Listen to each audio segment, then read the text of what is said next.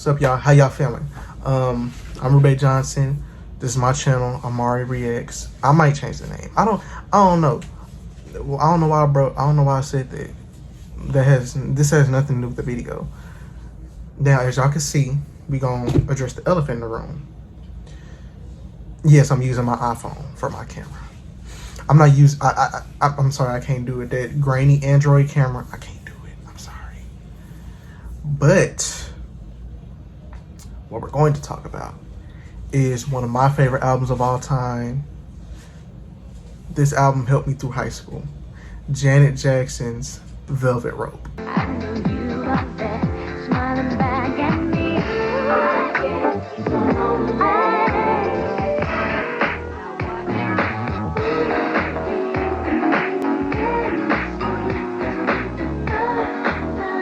Janet Jackson, The Velvet Rope, on sale everywhere.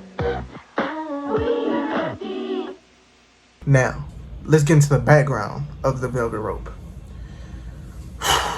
Before The Velvet Rope, Janet Jackson was already one of the most successful and influential pop/R&B icons of all time. Yes. With Control, Rhythm Nation, 1814, and Janet. She had reshaped the landscape for black women in pop, combining fierce independence, social consciousness, and raw sensuality. However, after the massive success of Janet and her debut film, Poetic Justice. This is Justice. Justice is lucky. And you already know Chicago. What's up, baby? Baby. Anger kept them apart. I'm a black woman, okay? I deserve respect. Which both were released in 1993, Janet privately began dealing with depression, anxiety, and unresolved childhood trauma, especially around issues of self-worth, body image, and identity. By 1996, she took a step back from the spotlight. The result of this emotional and psychological reckoning would become her most boldest and most personal project yet, The Velvet Rope. Janet Jackson, program! Her new music, her new vibe is really getting down. It's on a great show. She keeps it real. Sexy. Her music's unbelievable. The album debuted at #1, selling 202,000 copies. Oof. And to date, the album is certified 3 times platinum and sold 8 to 10 million copies worldwide as of 2025. The tracks highlights, or the tracks that everybody knows, Got Till It's Gone, which features Q-Tip and has a Joni Mitchell sample. It's jazzy and hypnotic.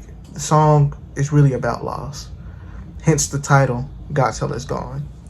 Together Again, which is a tribute to friends that she lost to AIDS, and it became a joyful anthem. I Get Lonely, which is an aching and sultry song. It's a #1 R&B hit. If you haven't listened to this song, I advise you to go listen to it, because that video was dope. Sorry. What About, which is a raw depiction of domestic violence. And, Free Zone, which is a pro-LGBTQ plus funk jam. The gays play it at the pride parades.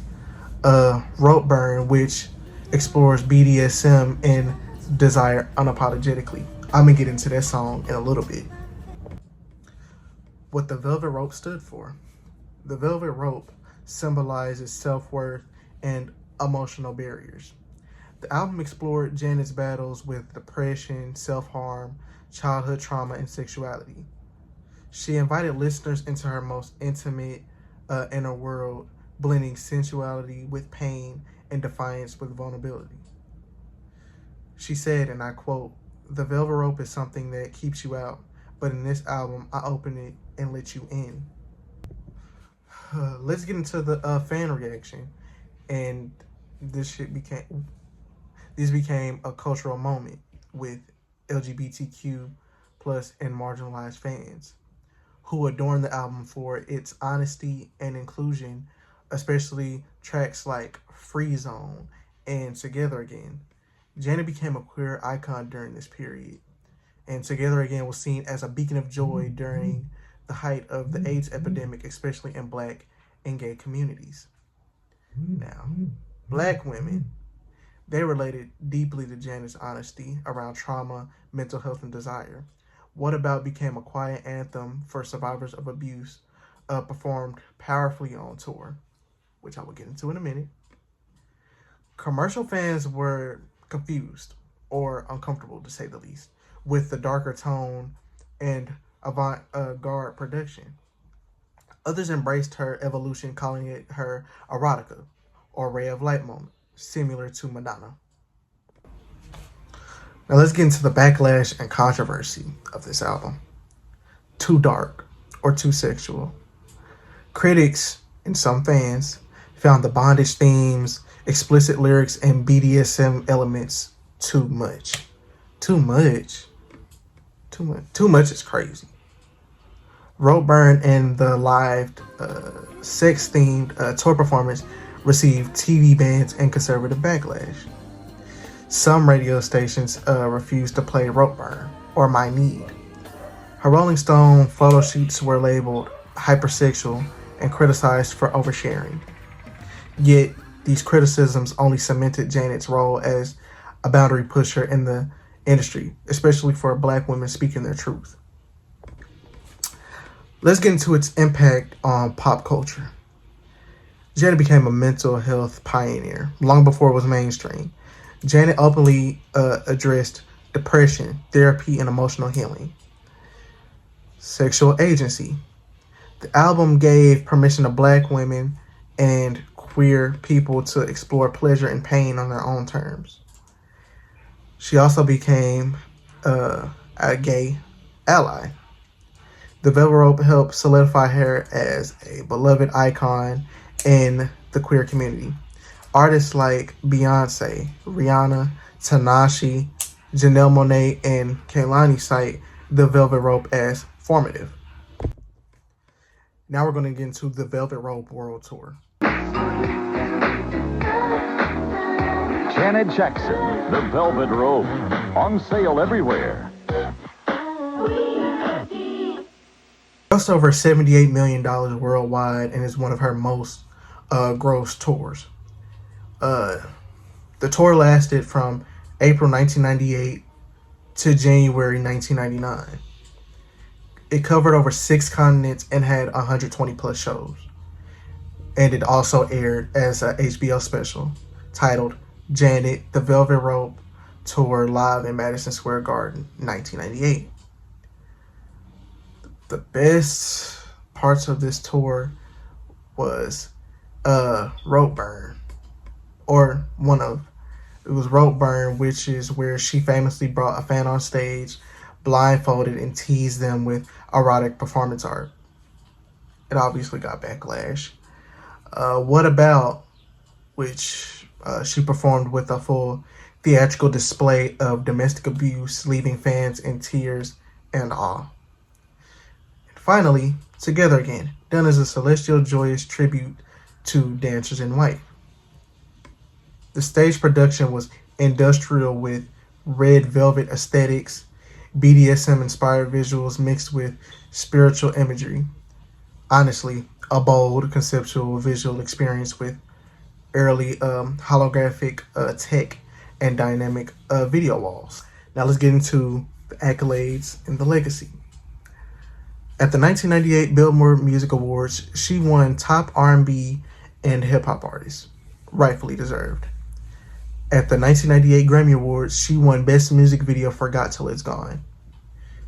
Fun fact, Rolling Stone ranked The Velvet Rope at number 318 on its 500 greatest albums. Honestly, should be top 15, but I wasn't looking at Rolling Stone. I'm like, Out Magazine called it the most important queer album of the 90s, which is crazy, but also true. And Pitchfork called it one of the boldest and bravest pop records of all time.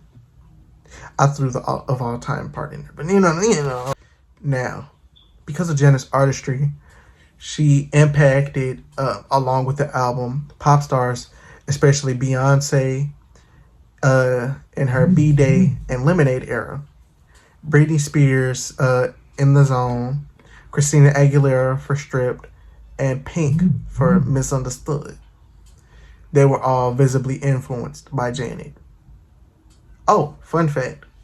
In 2001, Pink actually, along with Maya and Usher, gave a Janet Jackson tribute, which is where Janet performed You Ain't Right and All For You.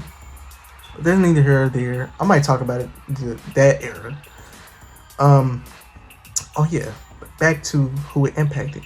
It also impacted Aaliyah, Brandy, Tanashi, Summer Walker, and my personal favorite, SZA, who also trace a lineage back to Velvet Rope's fusion of vulnerability and sensuality. Queer culture, or ballroom drag, and underground queer scenes integrated Free Zone and Together Again into their DNA, which also made her a mental health advocate.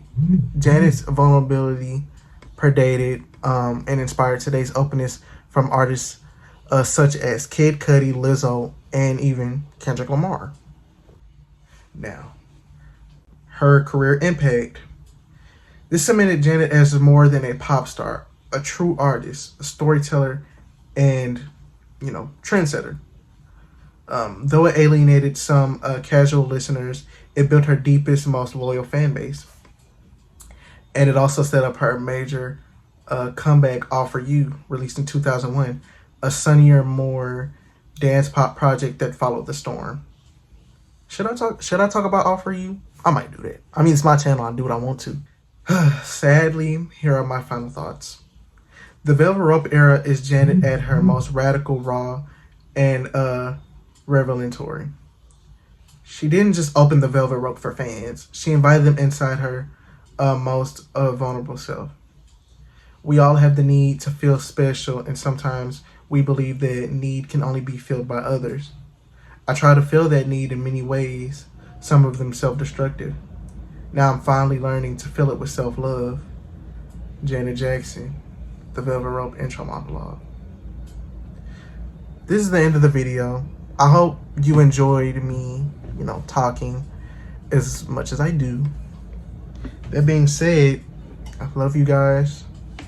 See y'all next time. The Velvet Rope has different meanings for different people. It's a metaphor. For myself, it's the need I feel we all have to feel special. This need can bring out two sides in us, the best or the worst in us. The Velvet Rope separates us from ourselves, from letting us get to know ourselves, from letting other people get to know who we are. It can be a shield.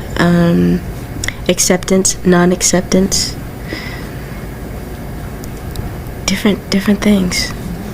I like the whole concept of, the Velvet Rope, the club, and people that are inside are somehow more special than people on the outside. Yeah. I'm just wondering, sort of, maybe on a personal note, because it's a really personal album, how you have been on the outside of that rope, maybe in your own life. I've seen the outside of some Velvet Ropes for sure, many a times.